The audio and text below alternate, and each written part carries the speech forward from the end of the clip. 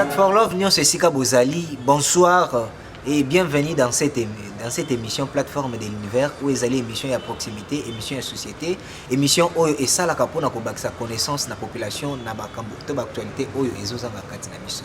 Lelo ezali mukolo o to komeka mpe ko solola sur avenir ya mboka balobaka jeunesse eza avenir ya lobby. Lelo to koluka to yeba avenir wana eza ya ndenge nini o to koyamba moninga elenge o ya kopesa un peu idée to toyeba ko développer total makanisi nini o ba jeune ya Congo avenir ya lobby ya mboka o bazali nango. Mais lokola boyebi émission o ezalaka toujours na ba rubrique to pe na ba élément ya terrain mais lelo na plateau na kozalanga mo côté déjà na koyamba ndeko na ngai Paul Mondo oyo déjà to souhaiter bienvenue dans cette émission. Bonsoir ndeko. Bonsoir ndeko na ngai Christian. Boyei malamu. Merci beaucoup. En forme.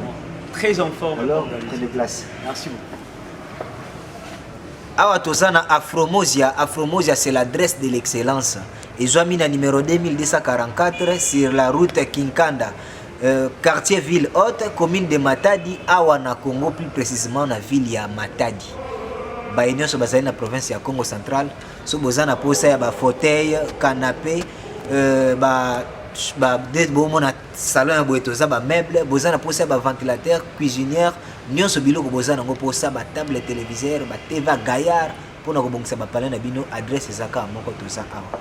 Déjà sans plus tarder, yebi ke bato ba mona to yambinde ko elenge lokola biso to lokola yo zotala biso na télé to luka to yeba elenge ngo azanani et ayepo na nini to nini oyo amemeli biso lokola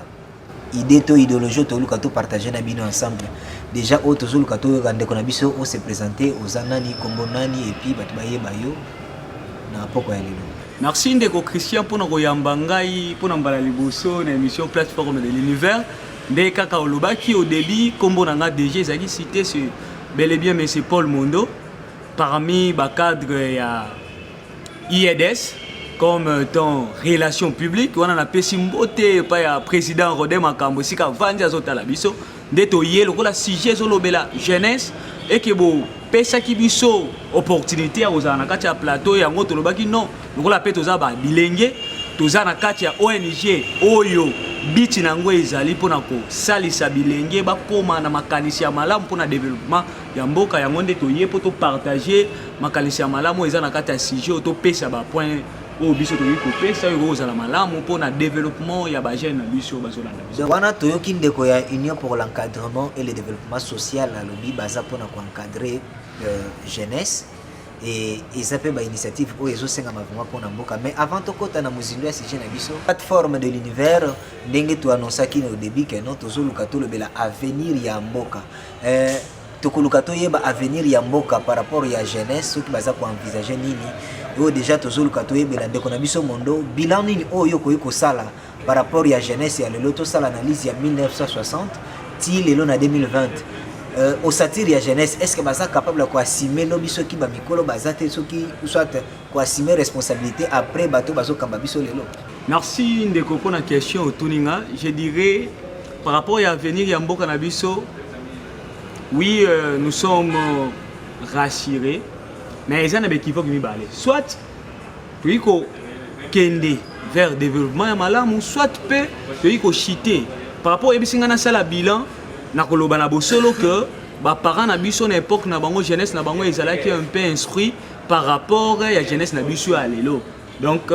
pour résumer pour la question ucho tu na sikoyo tozana kati ya makambo mibale soki jeunesse na biso à lelo que tozui conscience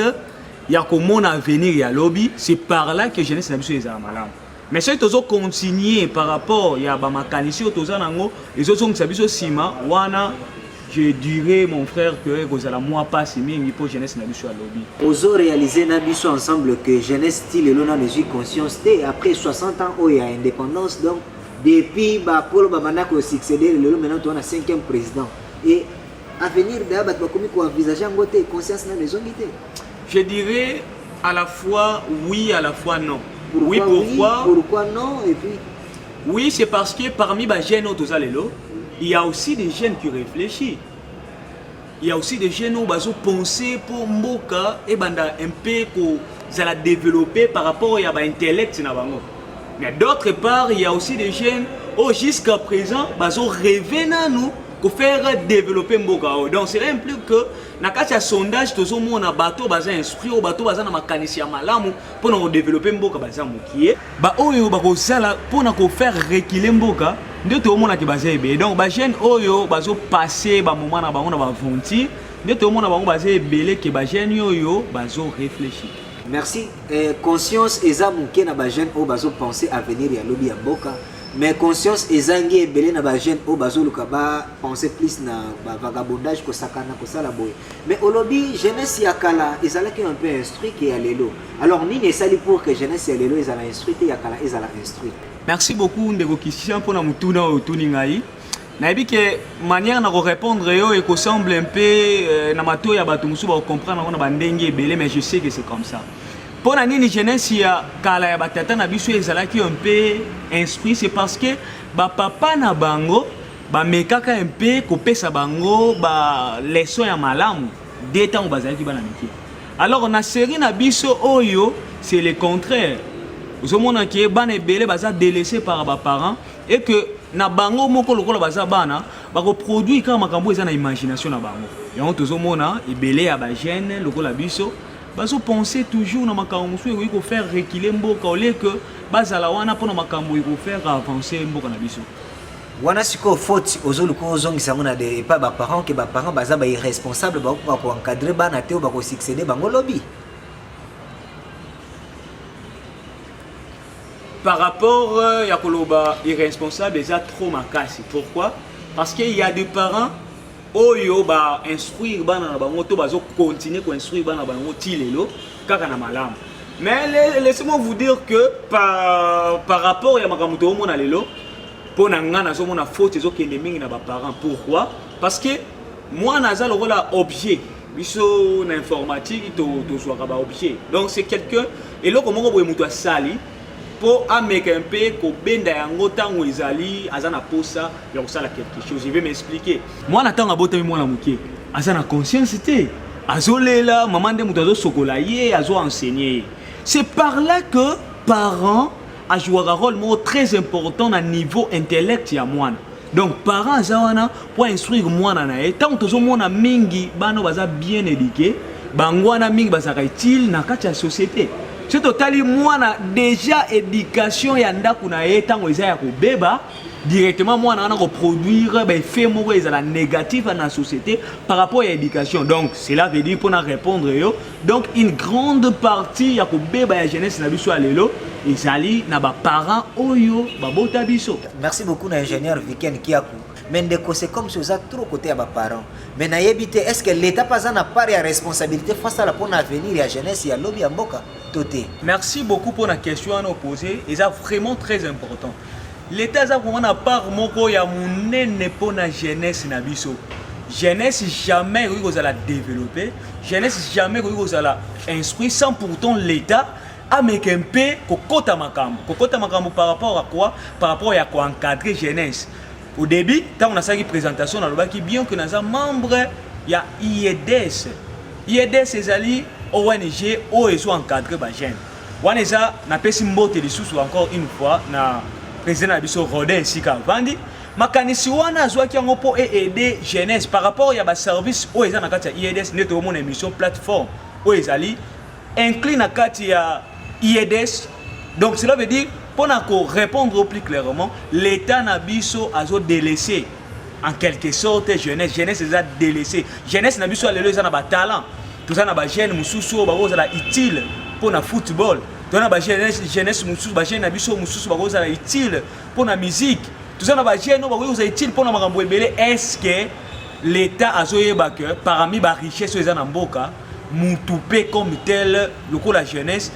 lokola ba jeune azali lokola richesse moko o eza très important pour na mboka so ika to exploiter richesse o eza jeunesse na biso lelo mboka na biso ezala vraiment évoluer pe ko kende biso richesse oyo lokola moto azali nango. Mais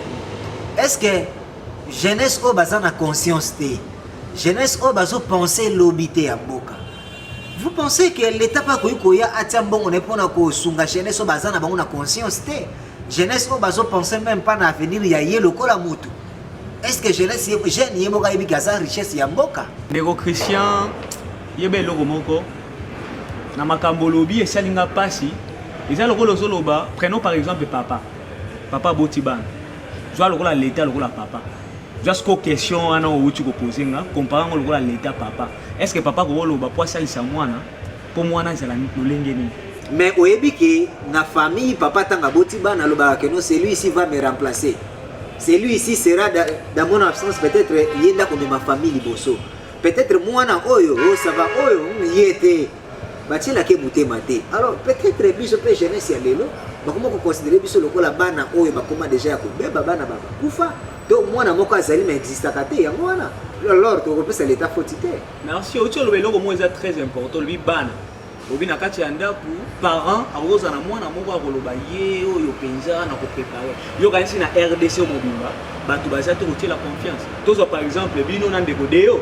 na kati ya musala bozo sala pona émission plateforme ebela ba jeune baza na kati ya ndaku bazo sala yango te donc cela veut dire boza parmi bato yo bazo éveiller conscience ya jeunesse boza parmi bato bazo tamba otala bino na écran bazo loba ke ah est-ce que bilenge ba wi ko sala makambu ya boye mais bon ça la makambo lelo yo na mboka na biso surtout esika otoza na kati ya matadi boza féliciter donc cela veut dire bon ça la makambo yo ezo faire partie na kati évolution pe développement ya ba jeune na biso ya RDC boza parmi bato yo bazo zwa mabanga na bango ba tonga ya solo jeunesse ya malamu. Merci beaucoup pour na éloge na yo vraiment ça va droit au cœur. Je tiens à saluer mon cordon le professeur maestro El Stromae, mon DT Viken Kiakou, autrement appelé Viking, l'homme de multimédia. Et je salue aussi Gradinika, celui qui n'est pas, elle plutôt qui n'est pas avec nous. Mais c'est l'image toujours. Tozawana pona ko bunda, mais ba soutien exact de konangai. On est là, tozo bosser, tozo bunda, il n'y a pas de soutien. Et vite on veut aider la jeunesse. Tozaka wana to continuer, mais avant de continuer un peu si jeune abisso. Docteur Vangu na hôpital ya kanso ya la police oyo cordon biso de yo bonza zalaki na terrain ba meka un peu ko zwa idée pour na côté ya toujours jeunesse na biso tozolo bela un peu usage de drogue ndenge so makaka na jeunesse na biso jeunesse ba komi ko utiliser drogue na excès ozomona muta komi ko zwa ngolokola eloko moko esunga pour na ko agir jeunesse alele komi faut amela masanga poza na puissance ya kolobela mutu vérité donc sans drink okoko loba vérité te pour asala musala moko boezo senga faut abenda na moi tof ndenge zalaka ndebo mona ka décor ya endroit auto toza na Afromosia c'est l'adresse de l'excellence auto kokuta tifina biso Valdin Vindi oyo azalia wa déjà soko ye vraiment accueil eza assuré donc okozala décité ndeko Paul tozo le un peu vite parce que TV zali kabangonga pona yo lokola elenge nini oyo biso tokoki kosala lokola ba jeune pona kotala lobby na biso ezala ya malamu pour que tozwa responsabilité na biso lokola bilenge ya lobby en main. Merci ndeko na ngai pour la question oyo tuninga bandeko bazolanda émission plateforme de l'univers bilenge bo fongola matoi boyoka eloko nini toki kosala po lobby toza ya solo ba responsable ya liboso ezosenga eloko babengi conscience na kati ya conscience toyeba eloko moko ko misala nyonso oyo ezali ekoki kopesa biso lifuta ezala c'est très important pour Nabiso. Il faut tout ça là yango. Kobukana te mabukana daya. Toi c'est là te aux huiles lo, aux licenciés, aux gradués, aux là, au comme on a entreprise à monnaie n'est pas ça là. Alors que Moussa les amoukié bazoye bisayo va faire quelque chose. Ou ko peso 10 fois non moi je suis licencié. Na ke côté kamai, na ke ko sala bo metandi de ko fanzala na ndako ba para. Donc il te faut travailler. Balobi étant que jeune Moussala tout o ezali ko sala les Moussala bato yo lelo bakoma ba grand babanda na débit moko ezaki un peu difficile donc cela veut dire tant ozo travailler chaque jour de tant ozo mayele pona ko progresser na kati ya bomo ina yo ndeko na ngai conseil gratuit ko zela musala te ekwela yo soki ndenge nini luka musala na kati ya makasi no so moni ke musala ezo mona na te luka mwambongo tango ozwa mbongo banda koteka makala sala boye luka avenir na yo ya lobi koluka kobongisa na Kongo te soki yo moko na oza kobonga te yango esengi na yo elenge ozotala ngai o sala effort vraiment pona bomo ina yo ya lobi na famille na yo ndeko olobi babongisa na Kongo te soki nanu obongi te. Il y a pas de ce métier qui de sorte genre mais les autres comment komona même na chantier pour bazwa mutu fozala ndeko ya pour que na moi atelier mo baza na facilité fozala ndeko ya yango pe bana basi bakombina raison peut-être bako banga même ko kena batelier pour sinon te soka ke kuna peut-être kingana ko déranger peut-être boya ko sala e boy donc fozala mutu muna lokola ingénieur Valdin point ndima ko yamba yo alakisa musala to ndenge nini vraiment ndeko na ngai pona ko bongisa vie na yo ezosenga te oza complexé par rapport ya bato esengeli na yo se battre donc oza wana te mpo oloba ke mpona talela motu kinganzi mpona talela motu kinganzi soki ye te non ce n'est pas ça etant que jeune sikoyo olobi motu ase battre même ba jeune fille ndenge ekomi keno ava bazwa ye na mosala fo bapropose ye nzoto fo baluka babima na ye okomi komona baatitude moko eza ya bien te de fois se battre kaka ndima akushe na papa mobima wana mpo kaka azwa mosala mpo kaka yabongisa kongo te il faut kaka se battre abima na chef azoluka employé atia na mosala de yango façon ezotindela bagene ndeko na ngai na moi nde tose comprendre te kose battre eyingi oloba na ndenge ya mabe te kose battre oyo ngai nazolobela eza na tonke ozwa batala na yo otia yango na nzela me mutu oyo mpe aza na tala na ye atangaki aza na diplôme to akutaki atelier ayekoli mosala aye koluka mosala aye na tala na ye ange mais sikoyo bazopropose nini na baoyo wana keno ava ozwa engagement ou soit avant bazwa yo fo obima na ye est-ce que c'est là na kosi ndeko na ngai donc c'est là tina bato ba se battre na ndeni ami pesa nzoto na ye po se battre to ndenge ndeko naza très clair na makambo nazoloba ko se battre cela veut dire soki eluka mosala que ça ne tient pas tu peux créer comme quoi parce que azana mbongo te po a créer ata mai ya koteka donc fois azana mbongo ya kosombela châssis ou ya kotira mai wana azana mbongo ya kosomba paquet au pire et puis bon si je comprends bien monsieur le journaliste pona yo po moto azwa mbongo fo amilakisa to pe ateka nzoto to pe ayiba tout ça selon yo eza bongo yo olobeli biso jeunesse jeune doit se battre ko se battre ngo pourquoi ko se battre na ndenge nini ko se battre c'est là pour que jeune a se retrouver tous à la tête to pesa ba ligne de conduite au jeunesse tango jeune azotala ona ndako ayebi que non lokola nga naza na mbongo te na minute oyo est-ce que soki na bina teka mai nini fois sala po teka mai ekoluka asomba chassis asala boisco yo ko bundo ozolobela biso na zo comprendre sens te abunda na ndenge nini na ba condition so mabeba zotindela ka jeunesse ndeko na ngai na kati ya Congo na biso nde toza lelo toyebi que mokili ezali tellement toza na ba difficulté na ba pandémie na makambo toza nango mais tant que jeune obiso tozali obligé ya ko s'en sortir ndeko na ngai kozwa musala lelo c'est qu'ils a tellement passé lokola eza pasi yango te tokoki kodécourage te na oloba cher jeune esika ozolanda ngai kose décourage ka jamais na vie parce que vie na yo mutu fo asalaki ebonga eza nano yo donc cela veut dire Congo ya liboso eza yo jeune lokola yo za Congo soki yo mibi obongisi imaginez-vous nga na bongi na ndenge na nga yo bongi na ndenge na pe ba jeune nyonso ba bongi na ndenge na bango uzomona te ke Congo na biso eza na facilité ya ko évoluer Congo kozana na facilité ya ko évoluer soki yo obongi nga na bongi ya bongi mais eza eloko o déjà au début le baki ke ba jeune nyonso baza ya malunga te na kati ya mboka donc ya mabe bazali ya malamu pe bazali mais to ebite ko bonga biso no se ko uta wapi to e kozala ndenge nini Congo na biso yo bonga s'il vous plaît papa tozoki malikolo ya mbangu tozana sima minute et je rappelle bino ke na kati ya émission plateforme tosalaka presque baactivité oyo bozali komona toza na rubrique oyo tokitaka na terrain mpona koyoka opinion ya public oyo tobengaka yango souvent la tête à marche mpo toyoka comment population bazoréagir pense na bango ezali ndenge nini toza na rubrique oyo toyambaka bainvité na plateau nde bomoni lelo toyambi invité toza lisusu na bapage rose mpona bandeko bazofete baanniversaire na bango to mpe page noire pour na yo muto sana matango sana posa communiquer na eleka donc na émission na biso to sala ka nyonso et place ezalito endroit eza vraiment dispo pour na bino soko lingi omoni activité to événement zo le kana quartier na bino sana posa to lobele lango ou soit to sana sujet mo yo moni proposer pour na ko éclairer peuple na yo benga biso na numéro eza na sewana to ko ya ko koma na terrain pour to ba ko zo ba avis ya population nyonso to ndeko to komi na suka ata mwa liloba na ya suka parce que ngonga eza ngonga. Cher jeune,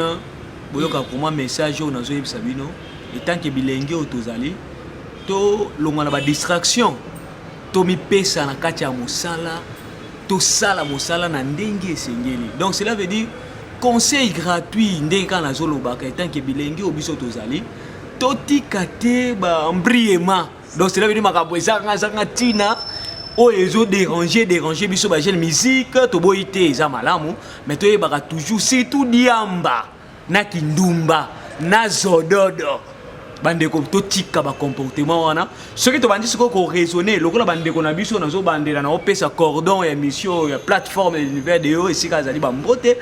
lokola batundeti na opesa mbote na ba ndeko na ngai John esika ozali John yafo bato bazo raisonner pour basala makambo esengeli pour na développer ya mboka na biso ekozala malamu mingi ndeli loba peut-être suka na komina na zanga. Merci beaucoup wana touti koyoka avis ya ndeko na biso que jeune totika zododo totika milangwa totika loyenge tout cela mais a toujours rappelé bino tozana Afromosia c'est l'adresse de l'excellence awa babiso kozana pour sa climatisation chambre à coucher armoirie et lit commode à bas jour nyoso oyo koluka vraiment okotrouver ngo awa na kati esika oyo okuta ingénieur Valdin Vindi oyo azali awa pona kozela bino pona kobongisa babiloko oyo bozana ngo besoin ba chaise ya bureau bokuta vraiment nyoso na kati. Jeune doit se prendre en charge pour na avenir ya lobby wana boyoki oyo ya biso zalaki si jeune de kotokomi na suka mbote atana 2 ou 3 personnes vite poto eba possible sa émission. Nazopesa bambote na ngai ya bolingo na kati ya groupe mobimba ya les anges du ciel wana nazomona Sœur Respect frère Bechaïda na bandeko nyonso baza na groupe les anges du ciel pe tozo annoncer bino na kati ya groupe les anges du ciel que kala mingi te tozo lancer ba single o ezozala déjà sur le marché pour à part IEDS nazali pe fondateur ya groupe les anges du ciel pe président ya groupe les anges du ciel donc na pesi bango tout bambote pe lobby tokomona na mercredi ndenge comme d'habitude le programme de biso eza na kati ya répétition na pesi mbote na mama nanga Lidi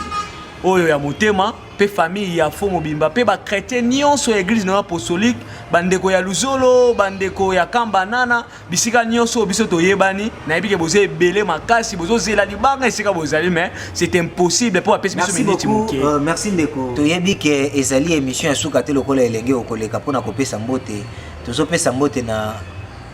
le président Rodé Makambonza ou l'homme à la tête à marche, président Union pour l'encadrement et le développement social. Oyo nazoke nembangu kopesa mbote na commandant Jano Mongoi Mambweni na soyo o asimbi vraiment sécurité ya makambo ndenge zalaka na base Rwanda bana nyoso bayebi mama yoyo mère bonne guérison na ona palais. Na pesi là où bote sikozali ingénieur Viken merci beaucoup pour na musala ya boye ingénieur King Baza oyo azali vraiment chargé à production na biso nde bomo na production ya malamu boye grâce na ye déjà to yembi trop pe na ndeko na biso bonzo waza na terrain ou alaxi penak bokasi na ye na terrain. Quant à moi na kosenga lisusu tokuta na mardi kaka na même heure na 16h juste chaque mardi na 16h juste bolanda biso c'était votre humble serviteur Christian Katendi autrement appelé Elombe Mobali ya Nguya ou azalaka toujours l'homme de feu l'homme de fire oyo déjà ingénieur soko ko permettre biso ya ko kabona impena invité na biso oyo te opesa déjà mbote ya suka rendez-vous à la prochaine.